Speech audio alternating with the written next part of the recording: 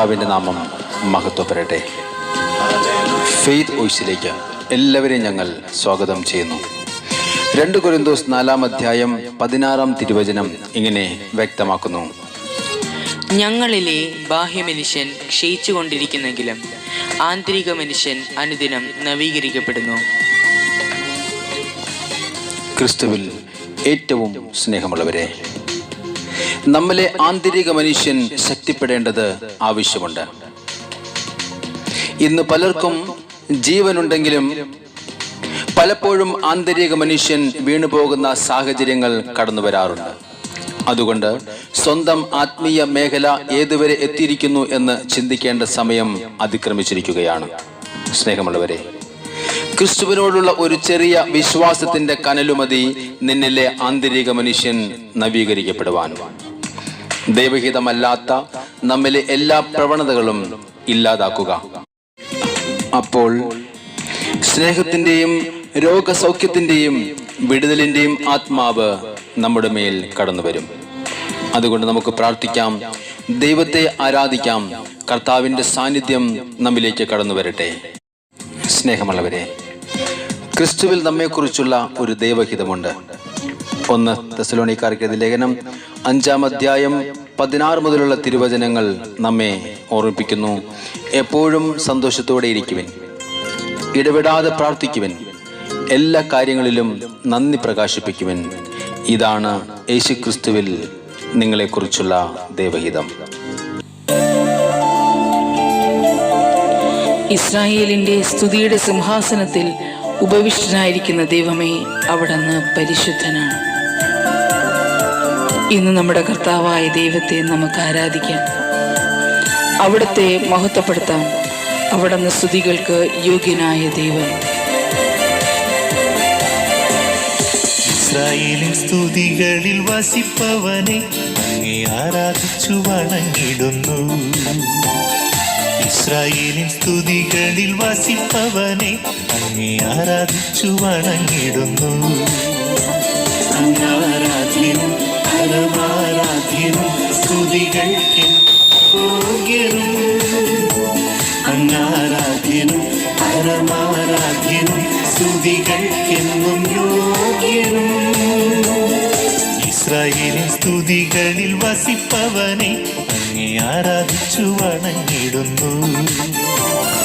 ഇസ്രായേലിൻ സ്തുതികളിൽ വസിപ്പവനെ അങ്ങേ ആരാധിച്ചു വണങ്ങിടുന്നു. ഇന്ന് കർത്താവായ ദൈവത്തെ വിശ്വാസത്തോടെ നാം ആരാധിക്കുമ്പോൾ ചെങ്കടലിൽ വഴി തുറന്ന ദൈവം നമ്മുടെ ജീവിതത്തിലും അനുഗ്രഹത്തിന്റെ വഴി തുറന്നു തരും. നമുക്ക് വിശ്വാസത്തോടെ പ്രാർത്ഥിക്കാം. കർത്താവ് നമ്മെ അനുഗ്രഹിക്കും.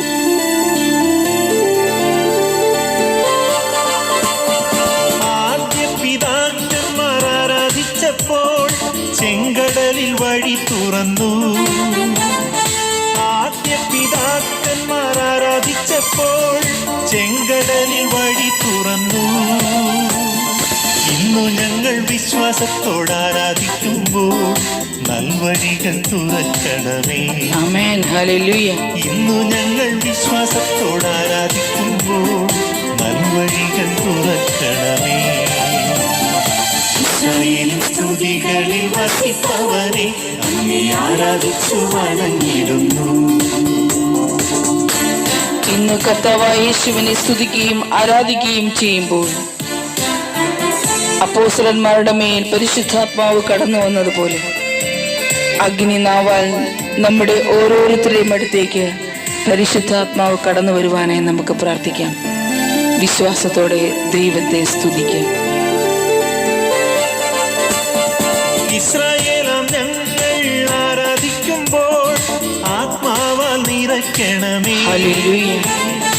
ഇസ്രായേലാം ഞങ്ങൾ ആരാധിക്കുമ്പോൾ ആത്മാവാൽ നിറയ്ക്കണമേ.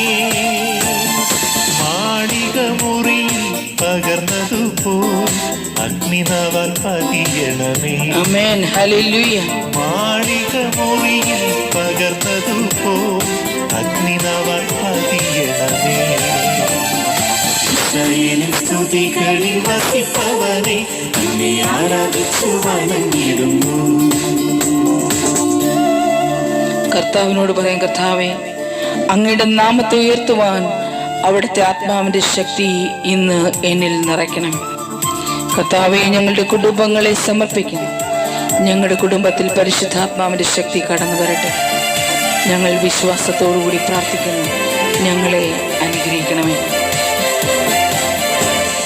സുവിശേഷത്തിൻ സാക്ഷിയായിടാൻ ആത്മാക്കളെ നേടിടാൻ, സുവിശേഷത്തിൻ സാക്ഷിയായിടാൻ ആത്മാക്കളെ നേടിടാൻ, ആത്മശക്തി എന്നിൽ പകർന്നിടണേ, നിന്നാമത്തെ ഉയർത്തിടുവാൻ.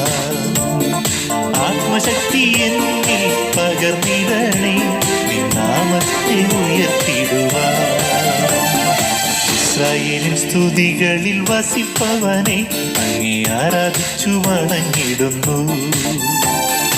ഇസ്രായേലിൻ സ്തുതികളിൽ വസിപ്പവനെ അങ്ങേ ആരാധിച്ചു വണങ്ങിടുന്നു. അങ്ങാരാധ്യനും പരമാരാധ്യനും സ്തുതികൾക്കെന്നും യോഗ്യനും. ആമേൻ. ഹല്ലേലൂയ. അങ്ങാരാധ്യനും പരമാരാധ്യനും സ്തുതികൾക്കെന്നും യോഗ്യനും. ഇസ്രായേലിൻ സ്തുതികളിൽ വസിപ്പവനെ അങ്ങേ ആരാധിച്ചു വണങ്ങിടുന്നു. ഇസ്രായേലിൻ സ്തുതികളിൽ വസിപ്പവനെ അങ്ങേ ആരാധിച്ചു വണങ്ങിടുന്നു.